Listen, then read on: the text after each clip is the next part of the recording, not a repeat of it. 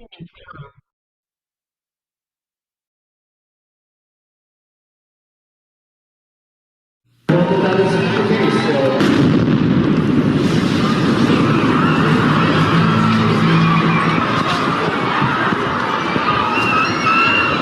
with the smell of smoke in the air and blood on the streets, tears in our eyes, we triumphed over that hateful act on Monday afternoon.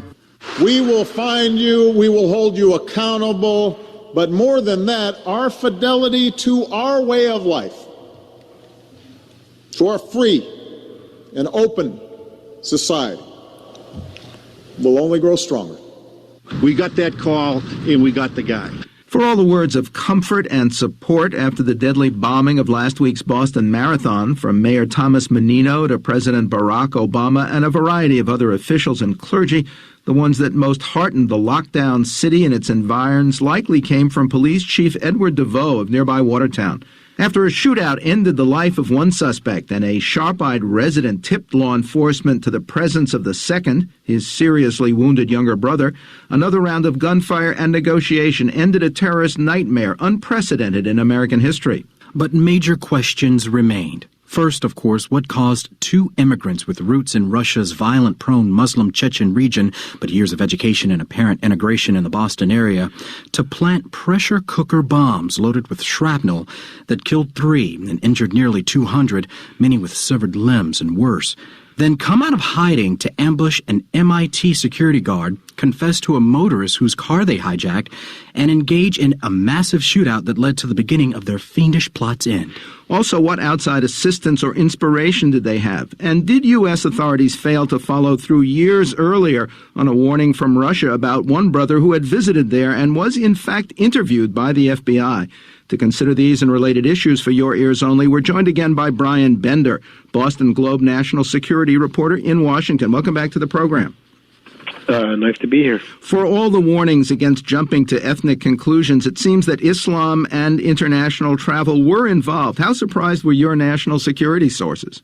You know, and a lot of national security officials, counterterrorism officials have been warning for years of this sort of homegrown phenomenon that, the more likely attack won't be from a al-Qaeda cell that's inserted into the United States, like was the case on 9/11, but youths growing up here, either born here or who had come here as immigrants, who may be indoctrinated overseas or on the internet by perhaps a charismatic imam or preacher. And, I think in this case, it's sort of a combination of the two. It sounds like the older brother in particular traveled back to Russia. It's not clear where he was. He was there for at least 6 months in 2012, sources have been saying. And, his father was living there, so he probably visited Dad, but who knows what else he did. Could he have trained? And that's one of the things that I think the autopsy, if you will, that's being done on the bombs might be able to tell authorities, which is, did they have training? These are fairly rudimentary weapons that they used, but apparently I'm told they were made quite well. In other words, they either really did their homework or they had someone who may have been helping them. Did the endgame suggest a failure of escape route planning by Dzhokhar and his 26-year-old brother Tamerlan after their surprisingly successful attack, or was it in fact an extension of that attack, tossing more bombs from the car they hijacked, one of them wearing a suicide vest, and his eventual suicide by cop?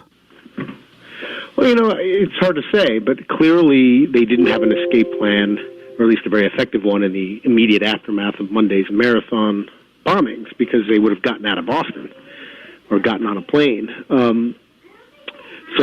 My gut tells me that once footsteps were coming, if you will, on Wednesday, they had been identified as suspects. Obviously, those images went out across the world. They were going to go out with a bang, and I think that's probably where they killed the police officer, as you said, were armed with additional weapons, additional explosives, and figured they would go on a rampage. At least that's what it seems like. Do your sources think there probably are others in the U.S. who knowingly supported the brothers' marathon plot, maybe failed them in some way at the end? Well, that's another big question that I think is unanswered, and that the investigators are really trying to get to the bottom of, and that is, were there other people involved in the plot here in the United States or overseas. We saw reports last night that 3 individuals were taken into custody, I think, in New Bedford, Massachusetts, but that may be just simply people who might have known them, gone to school with them, perhaps roommates of theirs. So it may just simply be to learn more about their whereabouts and their activities in recent days. But, I think obviously it's an unanswered question. Were there other people that were aware of it who didn't alert the authorities? One thing that popped up yesterday, one of the uncles of these brothers who I interviewed had made a reference to the older brother, the older nephew of his, calling him on Wednesday and telling him that basically he was sorry for what he had done to the family. And what struck me about that was, did that uncle then alert the authorities? Because clearly his nephew was, it sounded like, acknowledging that he had been responsible for Monday's attack. So it's not just simply looking for people who might have known about the plot ahead of time, but people who, in the 2 or 3 days after the attack, who might have known something. Did everybody come forward or did they not? It's still pretty early in this investigation, my sense is.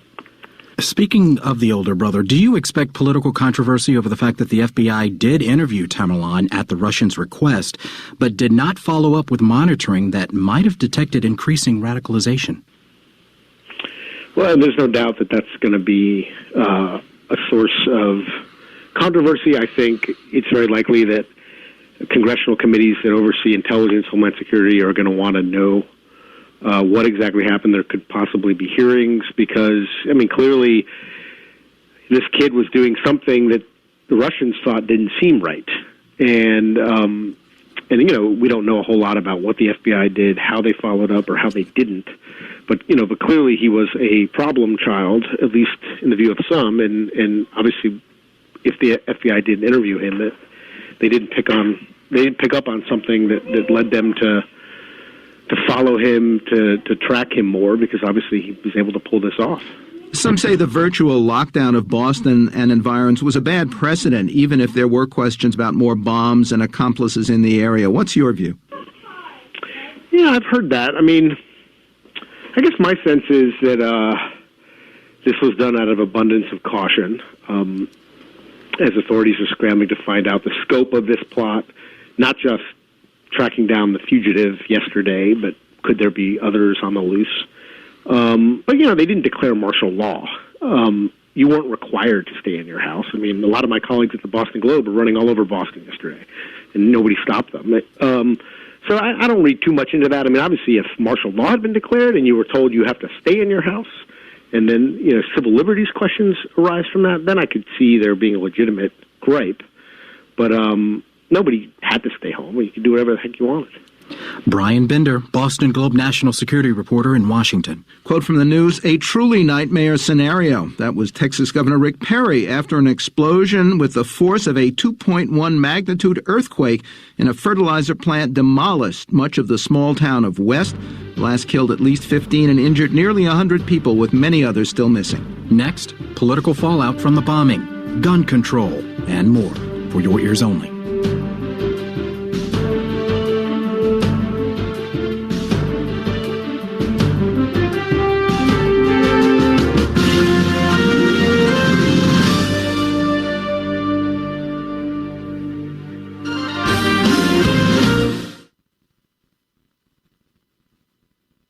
We're back for your ears only. I'm Eddie Robinson. I'm David Alpern with this quote from the news. Collaborative effort.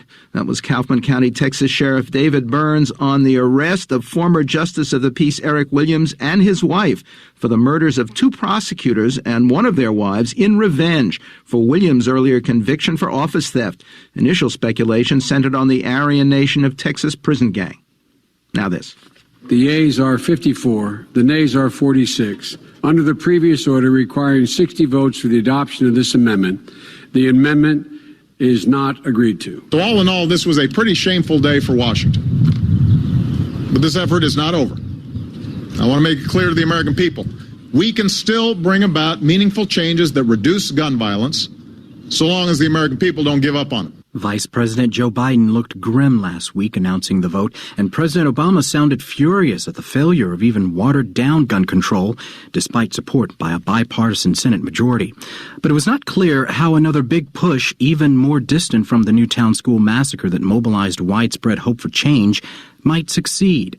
The horror of the Boston Marathon bombings seemed only to underscore the argument of gun rights advocates that weapons controls don't prevent violent crime. And the fact that the suspects were immigrants from a troubled Muslim region of Russia may well provide new ammunition for Republican opponents of immigration reform, despite the issue's importance to Hispanic voters crucial to the party's future. The failure of the FBI to follow up on an interview it did years ago with one of the bombing suspects on a request from Russia after his visit there may also heighten doubts about the federal government generally. A new Pew poll last week showed only 28% with a favorable opinion of the federal bureaucracy versus 57% for their state government. That raised the prospects for several current governors with possible White House ambitions. To discuss all those political developments, we're joined once more by Julian Zelizer, Princeton professor of history and public affairs, author of Jimmy Carter and Governing America. Welcome back to the program. Thanks for having me. Do you think the immigrant status of the Boston bombers will have a significant impact on immigration reform? It could. Some members of Congress have already raised the issue. They've tried to make the connection to raise doubts about the bill. And obviously the big question was already House Republicans, who have a very strong anti-immigrant faction there, or anti-immigration faction. And I'm sure some will play on this issue to raise doubts about whether the immigration measure is safe for national security. Do you expect a political issue to arise over the FBI interview with one Boston bombing suspect and no follow-up that might have prevented the nightmare? I think it will, as we see with all of these national security crises and even shootings in schools. After this happens, after we finally resolve the crisis itself, there's a look into what we missed and why it could have been stopped and why it wasn't. And in this case, there was this FBI interview, and I'm sure there's going to be a lot of scrutiny to why this was allowed to, just go away. On gun control, conventional wisdom says it was never likely to pass. Do you think even more activism and millions of dollars in media and political contributions by Mayor Bloomberg and others can defeat congressmen who are loyal to their conservative districts and to the NRA on this issue?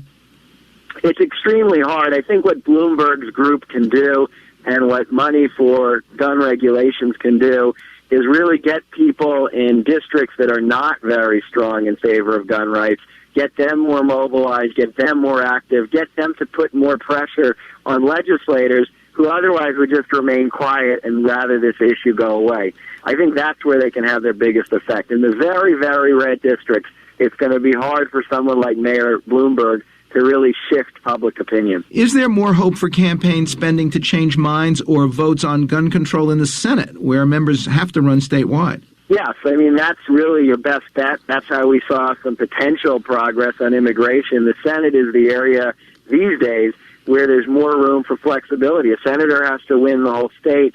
A legislator just has to win their particular district. So inevitably, they're dealing with a more diverse constituency. But ultimately, gun rights has to get through the House as well. And so I think proponents of regulation need to figure out a way around this.